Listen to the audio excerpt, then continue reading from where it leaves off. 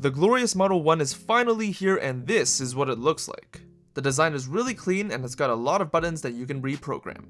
But right off the bat, the mouse looked quite similar. The top button shape looked like the G602, while the side buttons reminded me of the G502. But anyways, Glorious continues to have this classic honeycomb pattern to make these mice super lightweight, coming in at only 69 grams. Nice. We've got a nice tactile scroll wheel, 2 DPI buttons, 4 more buttons on the left side, and some clean branding on the right side. All the mouse switches are made in collaboration with Kale, so have a listen to the buttons.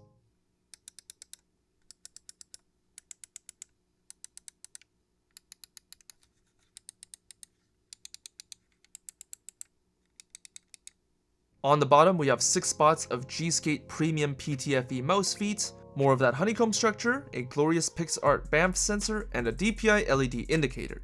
And because this mouse is wired, it has a 2-meter ascended paracord cable for those drag-free movements to give you full mouse control.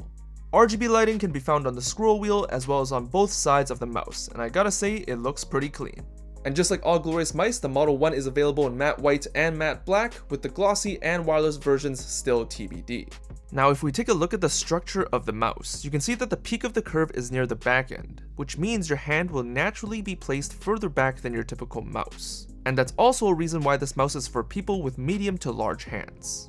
For the button placement, it was a little weird for me because typically on my Model D, I usually use the tip of my thumb for the forward button and the joint bone for the back button. But when I used the same technique on the Model 1, I ended up pressing only the front and the back end and had to use a little more effort to get to the middle button.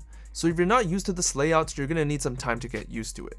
But when it comes to the thumb placement, it's actually perfect because when you hold the mouse, you're touching the side button but you don't actually press it. If you look closely, there's a little bit of pre-travel in the switch so that you're not going to accidentally press the button unless you want to. So the design here is quite seamless and is very effective for extra inputs like sniping DPI. So a cool feature about this mouse is that it has 2 magnetic buttons and they're pretty easy to take out. For the thumb button, just pull it towards you from the front side and it just pops right off. And it's the same for the other button. With the back button, you'll want to press down on the front side to get a little more leverage on the back side and then you just pull it away. And then you'll be able to see the magnets underneath. And you get 4 extra buttons too. So for the thumb side, you can either have the stock button that's good for medium hands, and then there's a button for bigger hands as shown by the larger surface area, or just have a flat surface if you're someone who doesn't use that button at all. Same thing goes with the back button. You can have the stock button that angles away from you, a larger button that angles towards you, or have a flat surface if that third button gets in your way instead. And these flat surface covers are great because they fit seamlessly and actually give you more thumb grip since it's glossy. Here's some more specs of the Model 1, and this mouse is going to be coming into the market at $60 US, which is comparable to the Razer Basilisk V2, the SteelSeries Rival 5, and the Logitech G502, which are all mice that the Model 1 is trying to beat.